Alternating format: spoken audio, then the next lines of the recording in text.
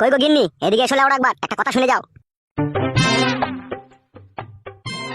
কি হলো, কি এত চেঁচাচেঁচি করছো কেন, কি হলো?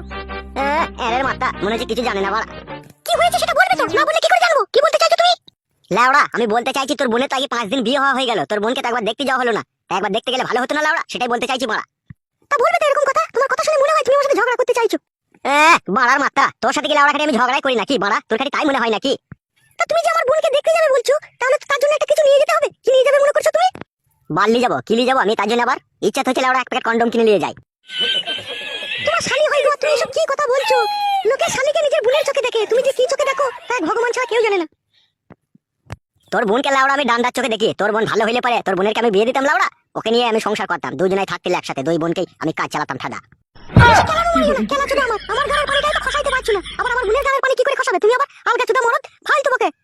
হ্যাঁ লাউড়া, আমি তো ফালতুই বকি, আর তুই খুব ভালো বকিস নাকি? বল আমার, বল ঘরে কি আছে বল, থাকে তো দে, আর না থাকে তো আমরা খালি হাতেই যাবো লাউড়া, আমার বেশি ভালো লাগে না তোর সাথে বকতে। কি আছে ঘরে, আর কি বানিয়ে যাবে তুমি? রাস্তাতে যাও, দোকানে গিয়ে মিষ্টি নিয়ে নেবে, চলে যাবে। ঠিক আছে বাড়া, তাই হবে লাউড়া। এই শোনো শোনো।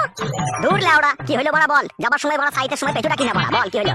বলছি ঘরে একটা আপেল আছে, ওই আপেলটাকে সাথে করে নিয়ে যাও, আমার দিদিকে দিবে, খাবে ও। লাউড়া এমনিতে হচ্ছে না, আবার আপেল খাবে, বাড়া খাবে। আপেলটা নিয়ে যাও, নিয়ে যাও, বেশি কেলামো মারিও না।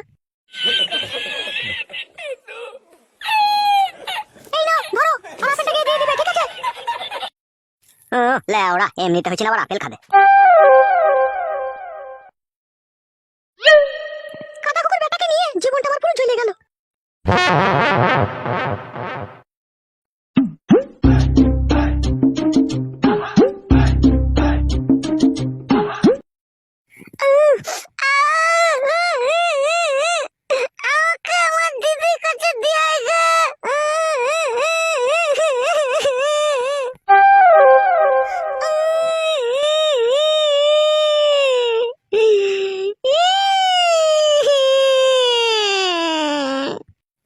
আরে সর্বনাশ, এই শালা আচ্ছা খেপে চুদিকে আমি বিয়ে করলাম রে। হ্যাঁ শালা বিয়ে করে থেকে সুমানে কাঁদছি রে মাগি।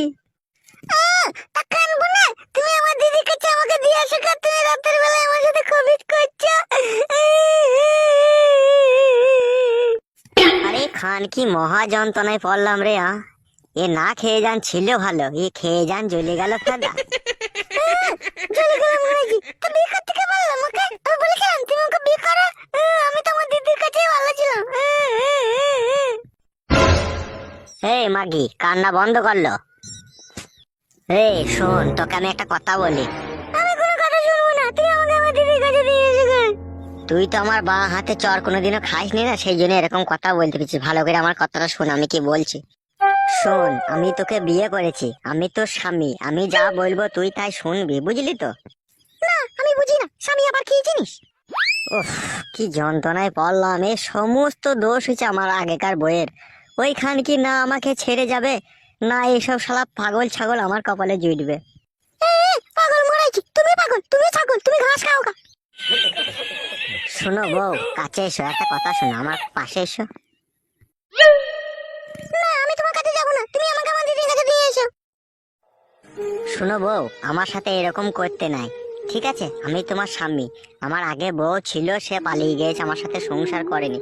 আবার তুমিও যদি আমার সাথে এরকম করো, এমনিতেই তো তুমি খ্যাপা, তা তুমি আমার সাথে থাকো, তুমি এরকম করো না। তুমি যদি এরকম করো, তুমি যদি আমার কাছে না থাকতে চাও, যদি পালাও, তাহলে গ্রামের লোকের সবাই ভাববে ও শালারই বেশি দোষ, ওই শালাই হারামি বেশি। তাই তুই বলছি বউ, তো খ্যাপা ধুপু যা আছিস আছিস, তুই থাক না আমার কাছে। তুই বাড়া না রাঁধতে পারলে আমি তোকে রেঁধে খাওয়াবো, তুই বাড়া কাঁদিস না, বুঝলি তো?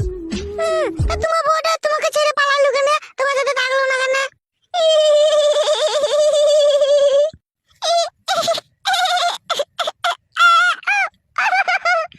উফ, আমার ভাগ্য কি এতই খারাপ রে। এ ঢেমন কথা বুঝছি না রে। ভালো হয়েছে, ভালো হয়েছে, তোর বউ পালিয়ে গেছে, ভালো হয়েছে। অমন করো না বউ, বউ পালিয়ে গেছে বলেই তো তোমাকে আমি বিয়ে করেছি। না, তুই আমাকে আমার দিদির কাছে ফিরে দিয়ে আয়, তোকে বিয়ে করতে হবে না আমাকে। অমন করিস না বউ, তুই পালিয়ে গেলে আমার জীবনটাই বেকার হয়ে যাবে। তুই থাক না, তোর কি অসুবিধা হচ্ছে, তুই থাক আমার কাছে। না আমি থাকবো।